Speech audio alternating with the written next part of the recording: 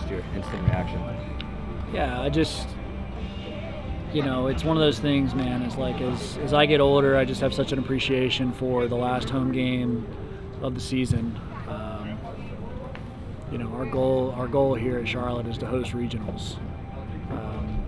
That's a big goal of ours. And when the regular season ends, and that's not going to be the case. There's a part of you that's like, that fire is kind of lit, but at the same time, like, there's just such an appreciation for our seniors and for those guys that poured into this program as long as they've been here. And we just talk about just with this group of guys just trying to play a brand of baseball that gives us the chance to play for as long as we possibly can.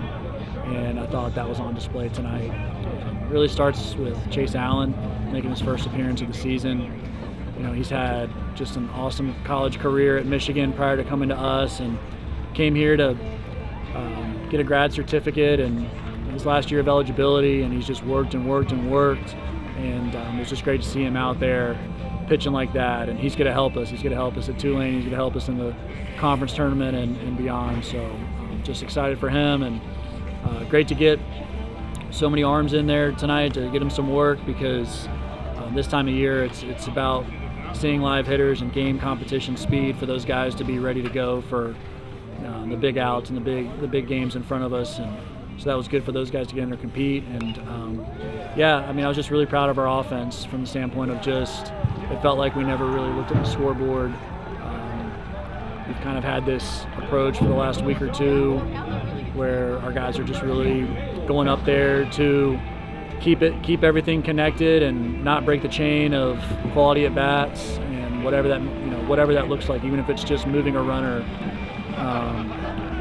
or having a deep count at bat, and just different types of things.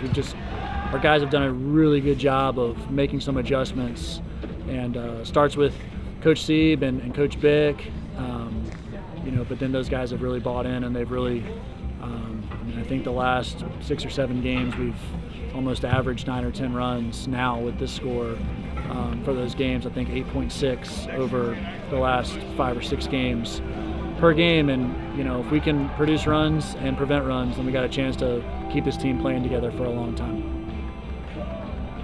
Coach, after the game Sunday, talked about what Niner Nation did at home for the fan base being out here. To put on a show like this for them in the last home game of the season, what does that do? Ticket sales for 2026 go on sale tonight. Tonight, Lord blessed us with a really beautiful night for baseball. The forecast didn't look great when we walked off the field Sunday, but we lucked out and got a really nice night, and it kind of had a vibe that some students were graduating and done with finals, and they wanted to come out here and have a good night of baseball to kind of wrap up the regular home season. And I just appreciate everyone's support along the way. Our guys feed off the energy of our crowds and our supporters, and I think we have one of the most picturesque ballparks, quite frankly, in the country. And I appreciate everybody's support, coming out and seeing it and supporting our guys. One last weekend for a conference tournament. What's the approach there to make sure everybody's in the right mindset and healthy, ready to go in the tournament? I think continuing to pile on the lessons that we've learned along the way. We're not the same team that we started as in February. We're just not.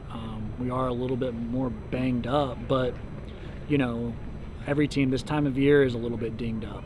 That's the nature of it. So there's no excuses from our end. Our guys have shown that we can fight and we can play through and just find a way. So we're going to continue to play the brand of baseball we've really played for the last, quite frankly, like half of the season, if not more. And we think that we're capable of doing some things here.